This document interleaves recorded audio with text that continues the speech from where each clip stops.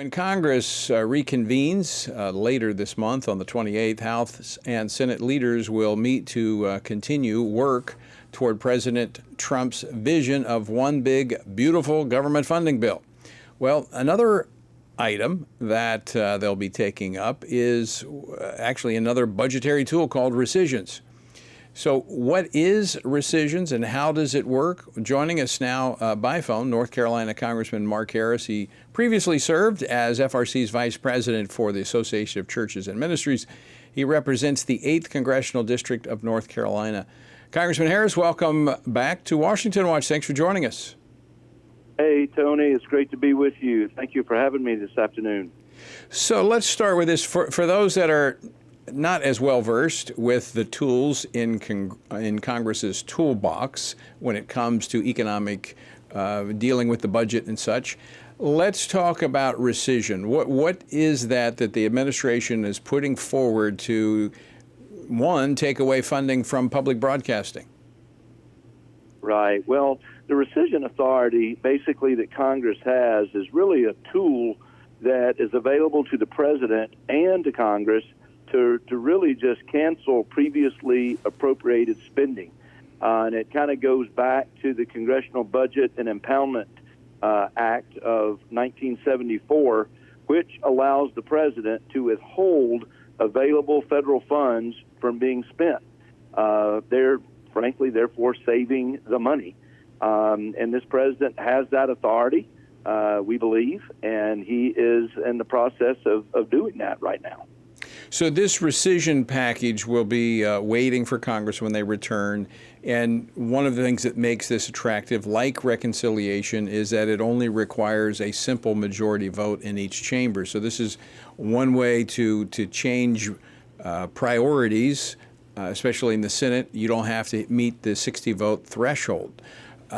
Right. What is your sense in the House? I was talking earlier with Senator John Kennedy of Louisiana. He thinks they might lose one or two senators in the Senate that are a little squishy, but thinks they'll be able to get this across the threshold in the Senate. Do you think this will get the necessary votes in the House? I would certainly think so. Even the votes that we have lost, individual members, and still managed to get the bill through were some of the most conservative fiscal hawks, if you will.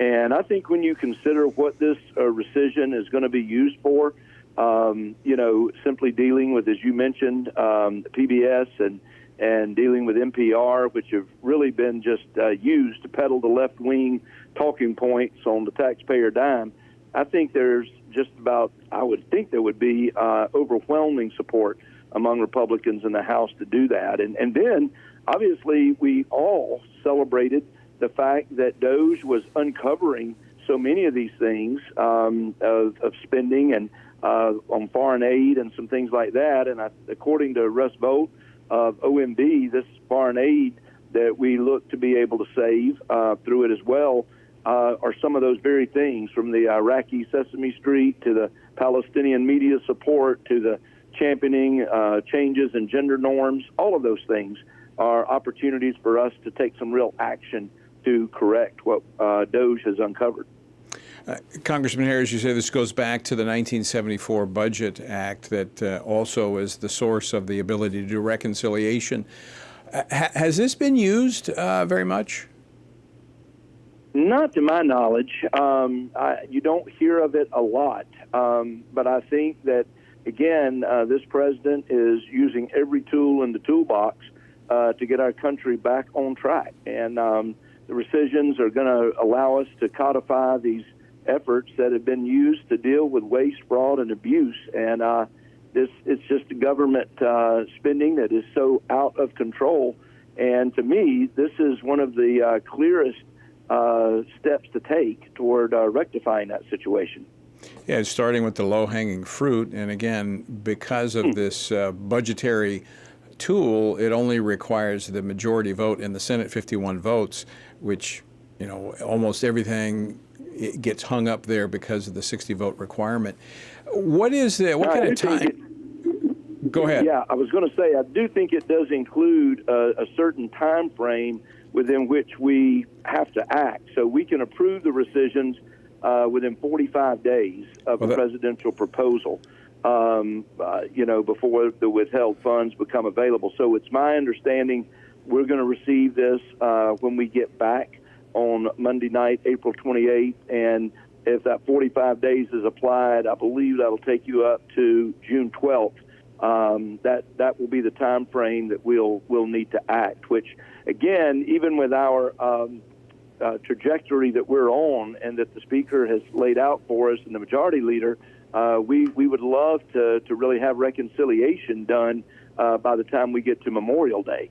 An aggressive timetable, but one that I really think can be met nonetheless. And this is going to fall within that same similar time frame. Yeah, that was actually my next question, was the time frame, because there is a window in which this has to be done.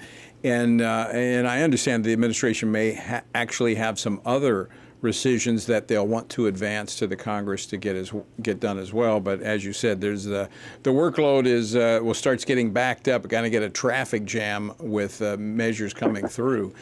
You've been back this week. Congress has been back in their districts, been back home. What are you hearing from constituents? I know a lot of people concerned with kind of the up and down of the stock market because of the tariffs discussion going on. What are you hearing from your constituents?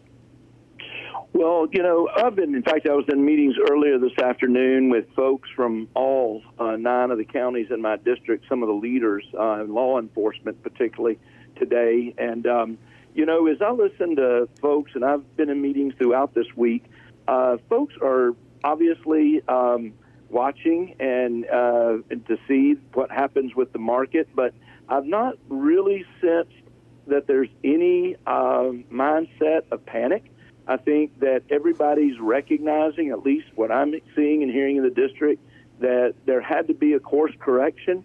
They knew when we elected President Trump and gave the trifecta with the House and the Senate, along with the White House, that we were going to do government differently. And I think that they're willing to see how this plays out. I think that everybody's anxious to see how it's going to be resolved and be over sooner rather than later. But I think everybody understands where we are, what we're trying to do. And in a district like mine, where, again, bad trade deals in the 90s and before just left this area devastated, I think if we see hope of bringing manufacturing back and some of those things to our communities, it is going to be very, very well received. So overall, I think folks are encouraged with where we are right now. Yeah, that squares with what I've heard from other members. And in fact, this morning talking to House Speaker Mike Johnson, who's been crisscrossing the country. Anytime Congress is out, he's out there raising funds. And the Republicans are actually setting records in fundraising, which would suggest that while people are watching, they still have confidence in what this administration and what the Republicans are doing. I think most people understand there's going to be a little turbulence. Anytime you do a course correction, you're going to have some difficulty. But I would say that the president has built up kind of some political capital, I think, with people, that they trust the decision he's going to make, and they're going to give him the benefit of the doubt. Oh, I agree. I think, if anything, this is, we talk about playing to our strengths and playing where our gifts are. I think that most everybody looks at President Trump and recognizes if there's anybody that you wanted as a negotiator in chief when it comes to these kind of issues, he would be a man that would fit that bill. And I think that his ability to really deal with these countries one-on-one, I think is going to be something that will be a tremendous, tremendous blessing to the country once we get through the process of the negotiations. But you're right. I think he's built up that political capital. I think folks recognize that this is his wheelhouse in many ways, and I think that we're going to see results. Mark, we just have about a minute left. We give you an opportunity. We have just, like I said, we have a minute left. You now have a few months under your belt as a member of Congress from the 8th District there in North Carolina. What are your takeaways? What do you think so far? Well, it's been an exciting ride thus far, and frankly, I can't think of a better time to be serving in Congress than the season that we're serving in right now. And when I look at the takeaways, I'm so grateful. I want people to realize one reason we see the left in such disarray, and we see the left not having any leadership, they seem rudderless in all that they're doing. A lot of that is because Republicans have taken away the narrative that they were planning on operating with, and that was they were wanting to say Republicans can't govern. And I think with President Trump, I think with Speaker Johnson, I think with Senator Thune leading the Senate, I think we are showing that we can govern. We haven't splintered off. We can work together. And as long as we keep moving the needle, I think the American people are going to continue to be encouraged and continue to trust us to govern. Thank you, Mark.